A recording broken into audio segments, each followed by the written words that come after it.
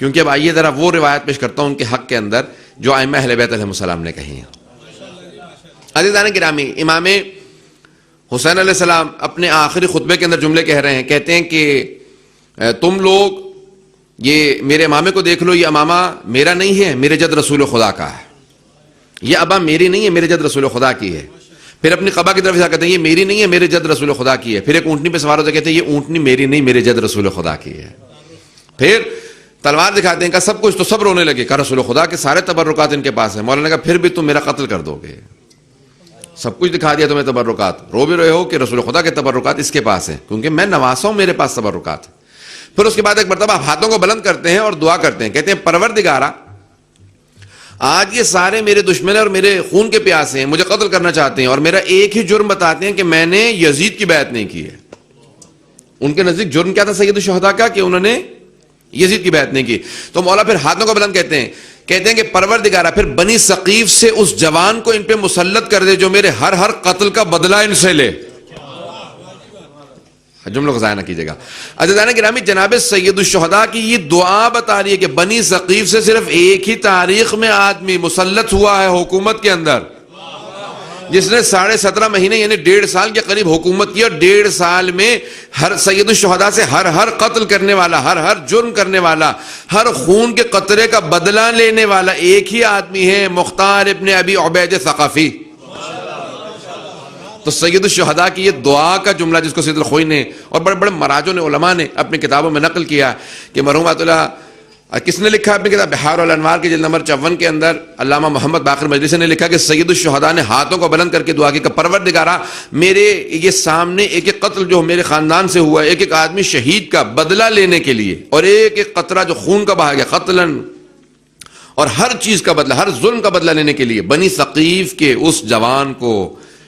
مسلط کر دے، پروردگار حکومت دے دے، عطا کر دے کہ جو ہمارے سارے بدلے لے۔ عزیزان گرامی، ایک اور دلیل آپ کے لیے ہو گئی۔ عزیزان گرامی، ایک اور دلیل پیش کر دوں آپ کے سامنے۔ عزیزان گرامی، جناب امیر علیہ السلام کا جناب مختار کیونکہ مدینے سے ہجرت کر کے عراق منتقل ہوئے تھے، تو جناب مختار جب بچپنے میں چھوٹے تھے، اور خود اب ایک پوری بحث ہے کہ اہل سنت کے مورخین نے لکھا کہ جب ان کی شہادت ہوئی ہے تو 63 برس کے تھے، بعض نے لکھا 63 تھے، اور بعض نے لکھا ہے 67 تھے۔ اب زیادہ علماء نے بحث کی ہے کہ ظاہراً 67 تھے، پہلی ہجری میں ان کی ولادت ہوئی، اور 67 ہجری میں 67 ہجری میں ان کی شہادت ہوئی ہے۔ تو کچھ نے لکھا کہ نہیں، یہ والی روایت زیادہ صحیح، ہمارے علماء نے بحث کی ہے کہ یہ 67 سال کے تھے۔ عزیزان گرامی، جب یہ چھوٹے تھے، مدینے میں تھے، بنی ثقیف سے تھے، اور ثقیف بہرحال، اور وہ اپنے مسعود بھی ثقفی تھے، بہت سے ثقیف قبیلے کے بڑے بڑے صحابی گزرے ہیں۔ تو جب چھوٹے سے تھے تو امیر المومنین نے ان کے سر پہ ہاتھ رکھا، کہا کہ ہذا کیس ایھا الکیس، اے سمجھدار، اے بصیرت رکھنے والے، اے سوجھ بوجھ رکھنے، حکمت رکھنے والے، اے بصیرت، اے فراست رکھنے والے۔ امیر المؤمنین کا یہ کہنا کہ سمجھدار انسان، تو عزیزان گرامی بچپن میں ان کے سر پہ ہاتھ رکھنا۔ اور جب کسی نے سوال کیا تو آپ نے فرمایا، کہا کہ یہ وہی ہے کہ جو میرے بیٹے حسین کے خون کا بدلہ لے گا۔ تو عزیزان گرامی، یہ ایک اور دلیل میں نے آپ کے سامنے، آپ 2 دلیل ہو گئی، ایک اور دلیل پیش کرنا چاہتا ہوں، سننا پسند فرمائیں گے؟ عزیزان گرامی، خود ختمی مرتبہ سے سوال کیا گیا، تو آپ نے اپنے زمانے میں، کیونکہ جناب مختار اس وقت بچپنے میں تھے، تو آپ نے فرمایا، کہا کہ ایک عنقریب وقت آئے گا کہ جہاں میرے نواسے حسین کو شہید کر دیا جائے گا، اور بنی ثقیف کا ایک جوان حکومت میں آئے گا جو میرے نواسے کے سارے ظلموں کا بدلہ لے گا۔ کہا کہ میں روز قیامت کی شفاعت کروں گا۔ عزیزان گرامی، ختمی مرتبت کے یہ جملے جناب مختار کی تائید میں ہیں، مذمت میں نہیں ہیں۔ اب میں 3 دلیل پیش کر چکا ہوں۔ عزیزان گرامی، جب جناب مختار امام حسن مجتبیٰ نے کہا نا کہ مجھے، ان کو جب تیر لگا اور ان کو زخمی کر دیا گیا، اور ان کے جو دشمن تھے شام والے، انہوں نے ان کو بے انتہا غزن پہنچایا، تو آپ نے فوراً فرمایا کہ مجھے، اور وہ اپنے مسعود، بہرحال اس قبیلے سے تھے، مسعود کی طرف، ابو مسعود کی طرف، اور مختلف نام لیے، اور جناب مختار کے چچا کی طرف کہا کہ مجھے ان کے گھر پہ لے جاؤ۔ وہاں جناب مختار موجود تھے، ان کے چچا نے ان کو بلایا، اور اس موقع پہ جناب مختار نے ایک جملہ کہا جس کو کچھ لوگ مذمت میں پیش کرتے ہیں، آیت اللہ خوئی کہتے ہیں نہیں، یہ سب سے بڑی مدح ہے، میں اس لیے اس جملے کو پیش کر رہا ہوں کہ انہوں نے، جناب مختار نے فوراً اپنے چچا سے کہا کہ چچا جان، آپ نہیں جانتے کہ بنو امیہ ان کے خون کے پیاسے ہیں، معاویہ ان کے خون کا پیاسا ہے، تو کیوں نہیں آپ ان کو حوالے کر دیں، جب یہ زخمی حالت میں ہیں، کہ آپ معاویہ کے حوالے کر دیں اور معاویہ سے پیسے لے لیں۔ تو اب سب نے کہا کہ تلواریں کھینچ کے کہا کہ مختار، اگر ایسی کوئی بات کرو گے تو جناب مختار نے، کیونکہ وہ سارے کے سارے اس وقت ان کے رعایا تھے، فوراً کا چچا سے کہا کہ میں آپ کے عقیدے کو جاننا چاہتا ہوں، ان کے عقیدے کو نہیں جاننا چاہتا۔ تو جناب مختار کے چچا نے کہا کہ میرا ہرگز یہ عقیدہ نہیں ہے کہ میں وہ جو مجھ سے یہ امید رکھتا ہو کہ میں ان کے کام آؤں گا، میں ان کے خلاف کام کروں۔ کہ چچا جان بس میں یہ دیکھنا چاہتا تھا کہ آپ کا عقیدہ حسن مجتبیٰ علیہ السلام سے متعلق کیا ہے۔ تو آیت اللہ خوئی کہتے ہیں کہ انہوں نے اپنے چچا تک پہ اعتماد نہیں کیا کہ آیا انہوں نے مجھے واقعاً بچانے کے لیے بلایا ہے، یا یہ خبر دے چکے ہیں شام والوں کو کہ جناب امام حسن مجتبیٰ ان کے پاس ہیں۔ کہ وہ اپنے سگے چچا تک کے اوپر اعتماد نہیں کرتے تھے امامت کے معاملے میں، کہ ایسا نہ ہو کہ امامت کے معاملے میں یہ خیانت کر جائیں۔ عزیزان گرامی، جو اس حد تک محبت کرتا ہو اس سے متعلق کبھی شک نہیں کرنا چاہیے۔ اور وہاں پہ خود امام حسن مجتبیٰ کا ان کی تائید کے لیے جملہ کہنا، اور ان کے بلائے ہوئے حکیم سے، طبیب سے علاج کروانا، اور کہا کہ ہاں یہ تیر نکال دے۔ عزیزان گرامی، یہ خود امام حسن مجتبیٰ کی تائید ہے جناب مختار کے لیے۔ آئیے اب 4 دلیلیں ہو گئی، ایک 5ویں دلیل پیش کرتا ہوں۔ میں نے کہا ہے 12 میں پیش کروں گا، کل جو آپ کے سامنے کچھ پیش کر چکا ہوں، 5 یا 6 دلیلیں پیش کر چکا ہوں، 4 دلیلیں آج پیش کی ہیں۔ ایک اور دلیل سن لیجیے عزیزان گرامی، سن رہے ہیں سب لوگوں کی توجہ ہے نا؟ مجھے بس یہ احساس ہو رہا ہوتا ہے کہ تاخیر ہو چکی ہے، اس حساب سے میں پھر جلدی چل رہا ہوتا ہوں، ویسے میری رفتار زیادہ رہتی ہے، مجھے یہ احساس ہے اس بات کا۔ عزیزان گرامی، ایک اور دلیل، یہاں تک کہ حضرت امام زین العابدین علیہ السلام کے صاحبزادے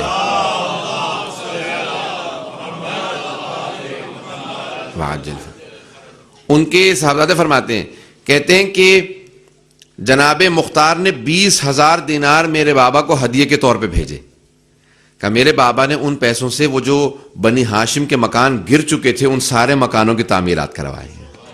اور پھر بنی ہاشم کو وہ مکان ان کے واپس لوٹا دیے۔ کہ وہ جو سادات اور جو بنی ہاشم کے دوسرے مؤمنین تھے ان سب کے مکانوں کی تعمیر کروائی۔ عزیزان گرامی، امام معصوم کبھی بھی غصبی اور ناجائز پیسے سے کسی کی مدد نہیں کرتے۔ تو عزیزان گرامی، امام سجاد علیہ السلام کا اس ہدیے کا قبول کرنا اور پھر ان سے سادات کے مکانوں کی تعمیر کروانا، یہ جناب مختار کی مدح میں آتا ہے، ان کی مذمت میں نہیں آتا۔ ہم ان ائمہ اہل بیت علیہ السلام کے ماننے والے ہیں کہ جن کے پاس اگر کسی نے خمس کے پیسے بھی غصبی پیسوں سے بھیجے ہیں تو امام نے کہا یہ واپس کر دینا، قبول نہیں ہے۔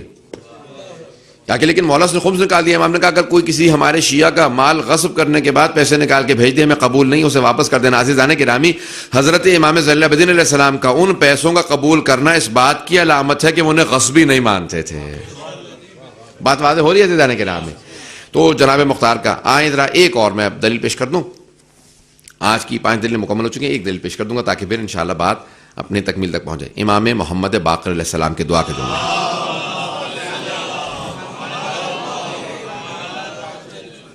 اب جو لوگ تاخیر سے ہیں وہ انشاءاللہ بعد میں اگر ریکارڈنگ دیکھ لیں، کسی طریقے سے دیکھ لیں، کہ دلیلیں ذہن میں رکھیں، کیونکہ بہت سے نوجوانوں کے ذہن میں شبہات آ سکتے ہیں۔ عزیزان گرامی، کبھی اپنے محسنوں کو دشمن نہ سمجھیں، دشمنوں کو محسن نہ سمجھیں۔ شیعہ اسے کہا جاتا ہے کہ جو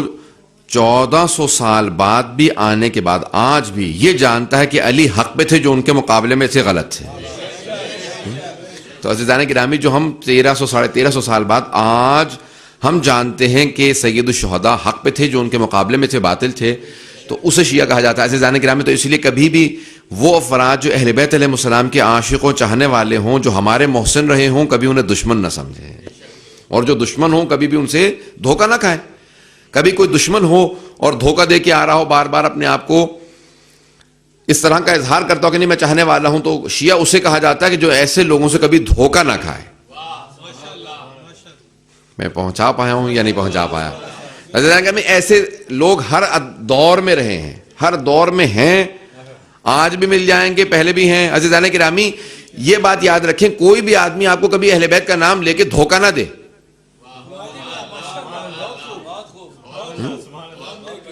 بہت سے پہنچ گئے، بہت سے ابھی بھی تعجب میں دیکھ رہے ہیں۔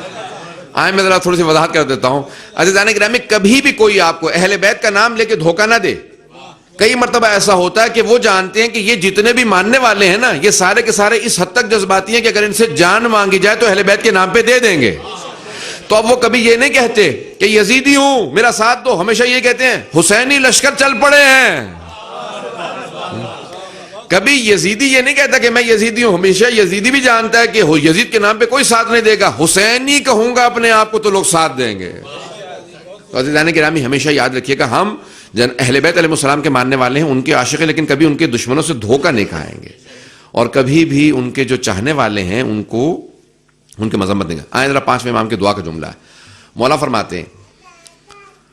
فرماتے ہیں کہ خدا رحمت نازل کرے مختار پہ کہ جب اللہ نے اس کو عطا کیا، جب وہ حکومت میں آیا، 17.5 مہینے حکومت میں رہے، 17.5 مہینے، 1.5 سال پورے نہیں ہوئے، کہ جب وہ حکومت میں آئے تو انہوں نے اپنی دولت کو اہل بیت سے دور نہیں رکھا، بلکہ جو چاہتے تھے قربان کرتے تھے اہل بیت میں، اور ان کے چاہنے والوں پہ قربان کرتے تھے۔ اور پھر ائمہ علیہ السلام نے ان سے متعلق امام نے تفصیل سے کہا کہ یہاں تک کہ کب کہا یہ؟ جب جناب مختار کا بیٹا امام باقر علیہ السلام کی خدمت میں ملنے کے لیے آیا، اور امام نے سر پہ ہاتھ رکھے پیار کیا، اور امام نے کہا کہ تمہارے بابا وہ ہیں کہ جو کئی ہمارے خاندان میں جو مہر ادا کیے گئے ہیں وہ تمہارے بابا نے بھیجے تھے۔ جو بعد کا شادی ہوتی تھی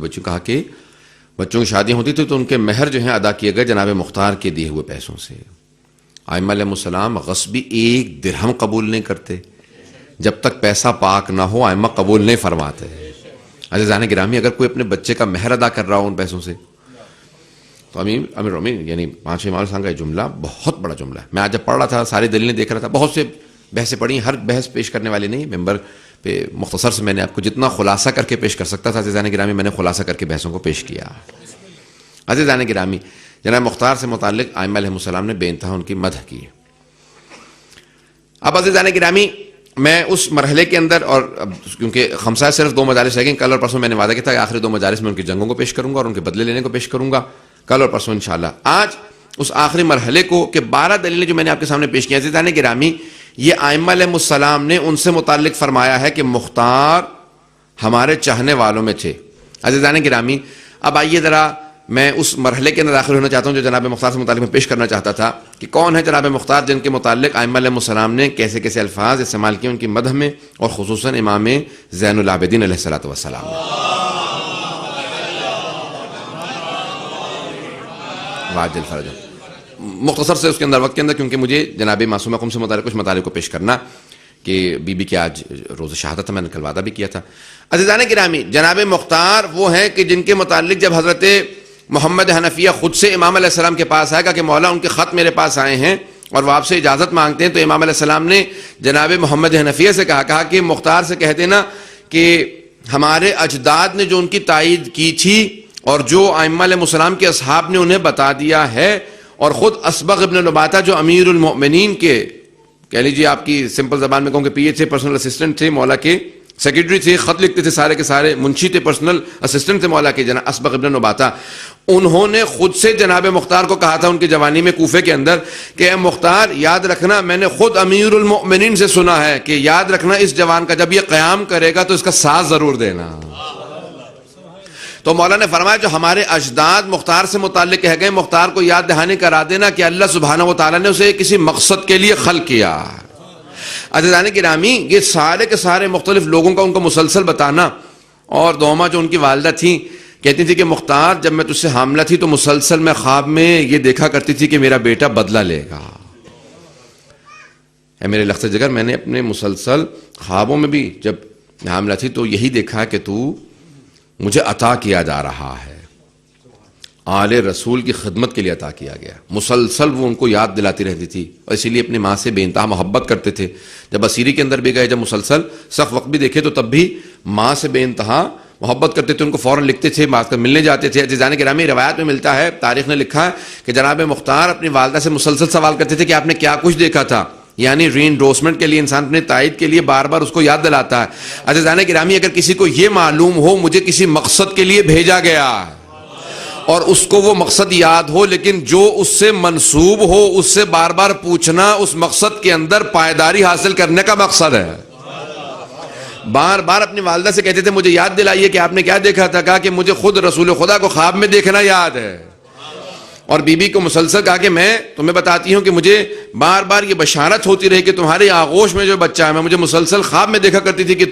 تجھے پال رہی ہوں کہ تو خون حسین کا بدلہ لے گا، تو جناب سیدہ کی ذریت کا بدلہ لے گا۔ عزیزان گرامی جناب مختار کو ہمیشہ سے بتایا جا رہا تھا اور وہ جانتے تھے، حتیٰ جب زندان میں تھے جناب، اور زندان میں کیوں گئے تھے؟ جناب مسلم ابن عقیل کا ساتھ دینے کے جرم میں، جسے اس جرم میں گرفتار کیا ہوگا تم نے مسلم ابن عقیل کا ساتھ کیوں دیا، یہ تو حسین ابن علی کے ساتھی ہیں، یہ تو باغی ہیں، حکومت کے مخالف ہیں، یہ عبید اللہ ابن زیاد کے دشمن ہیں، اس کو سلام نہیں کرتے یہ. تو جناب مختار نے کہا کہ جس کو یہ سلام نہیں کرتے اسے میں بھی سلام نہیں کرتا. اور اسی جرم کے اندر جناب عبید اللہ جناب مختار کو عبید اللہ ابن زیاد ملعون نے گرفتار کیا، ملعون نے، اور جب ان کو گرفتار کیا تو ان کو زندان کر دیا، اور پھر یہ مسلسل 3-4 برس زندان میں رہے. اور وہ 6000 افراد جو زندان میں تھے ان میں سے تقریباً سب کے سب قریبی شیعہ اور ماننے والے تھے امیر المؤمنین کے. عزیزان گرامی، اس بات کو یہیں پہ روک کے میں انشاءاللہ جاری رکھوں کل کو. رحمتک یا ارحم الراحمین وصلی اللہ علی محمد وآلہ الطاہرین.